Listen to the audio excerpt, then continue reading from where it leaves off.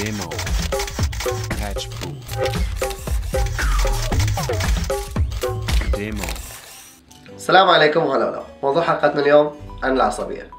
طبعا كنا ممكن نكون عصبيين وممكن نضايق على أشياء تسوى أو ما تسوى، بس يبقى الاختلاف على أنه شلون نتصرف وقت العصبية. أكو نوع من الأنواع بس يعجبك تعصبه، لأنه من يعصب يقوم يغني ما يقوم يفشر، مثل أبو عماد الله يرحمه، كان جيراننا رجال كبير من يلعب طوبة يطلع لنا بالعودة، نعلى على زينكم جيبوا الطوبة يشقها. طبعا ما كانت أحلى طوبة إذا ما يطلع لنا هو.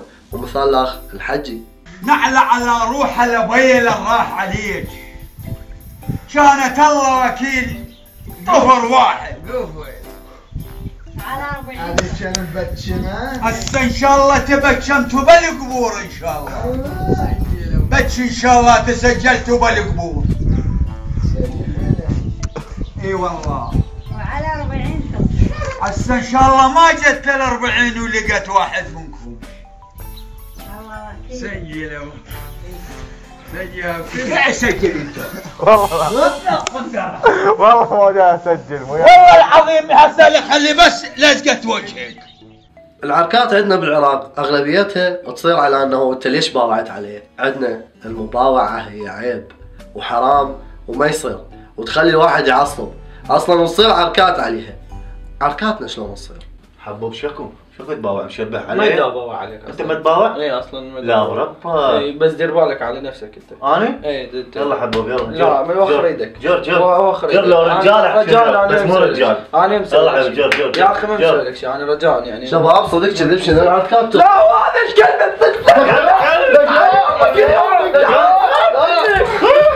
بعض الشباب العراقيين روسيين بعدين يلا يحمون من يشوف يجي احد يفاكك، لو يشوف حالته واقفه ليراد.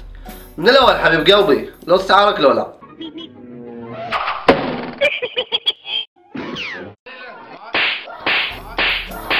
حاليا الراشديات صايره موده، بحيث الكبير يضرب الصغير والصغير يضرب الكبير والمرة تضرب الرجال والرجال يضرب الكبير، وما حد يفتهم شنو. اصلا تدرون شنو؟ حتى لعبه ما ضرب راشديات صايره. يعني بعد كم يوم بدال السلام عليكم سولف شلونك؟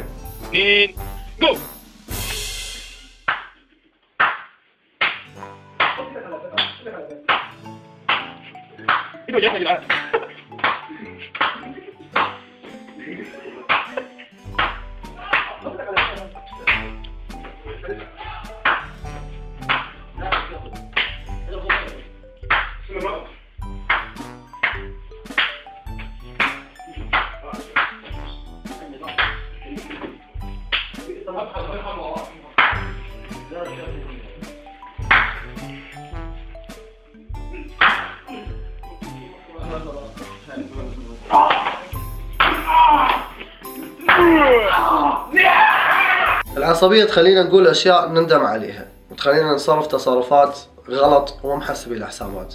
اللي يطلق زوجته، واللي يضرب بنية قباله أو طفل أو شيء بدون ما يحس، أو اكو موده تلعب النفس، أي غرض بيده يكسره، أو غراض البيت يفتر عليه كلها يكسره. زين ليش حبيبي؟ هسه انت عصبي تطلعها بغراض البيت؟ ما خليتني اسوي خطه بس يلا عادي. هو انت من عندك حتى اسوي خطه يا معود؟ هم كلهم عجايز.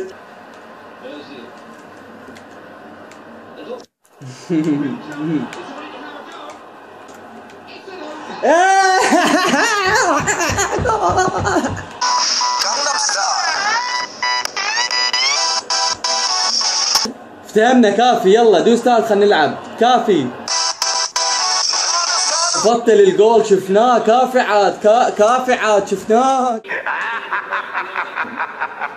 بعد ما عبيك والله شو السخافه اللي انت بيها؟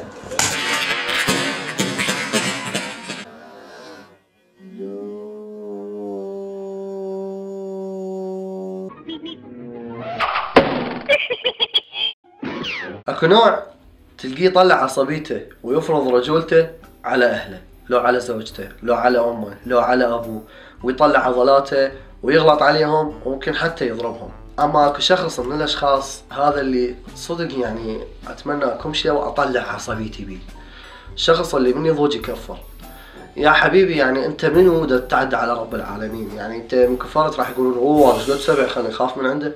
لا ترى كل الناس تحتقرك وما حد يقوى عليك اصلا بعين كبيرة. هذول الاشخاص مع احترامي فمكانهم بالزبل. رجع الطب العرب والجمهوري وشاكو سيد معماري وقاضي جبوري.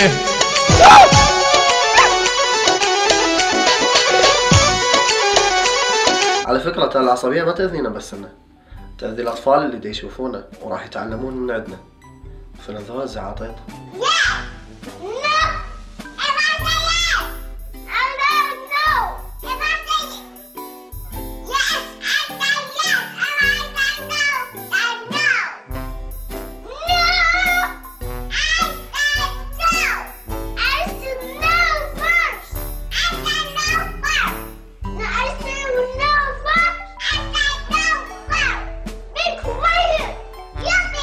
زين هاي زعاطيط لجانب، اما زعاطيطنا فمن هي وصغيرة كل وحدة عندها لسان تدلالة. عملنا انت مثال عملنا انت جوزتي مع خليفه نقتي من زمان بس العيد والمصحف كل طلقها والمصحف والنبايح. يلا دجو بنت بلقتنا عارفين لا تعرفين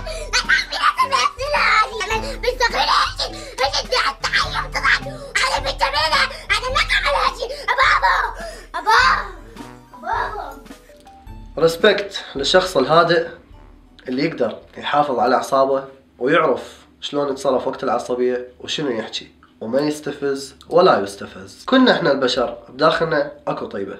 اذا صارت بيناتنا كره او اذا صار بيناتنا فد مشكلة راح تشوف بابتسامة صغيرة من الشخص اللي احنا متعاركين وياه كل اللي بداخلنا يزول. فخلينا نحاول كلنا نكون هادئين ببعض الاحيان ونعرف نختار كلماتنا وقت العصبية. كلمة اسف تمسح هواية من الحقد بداخل الناس.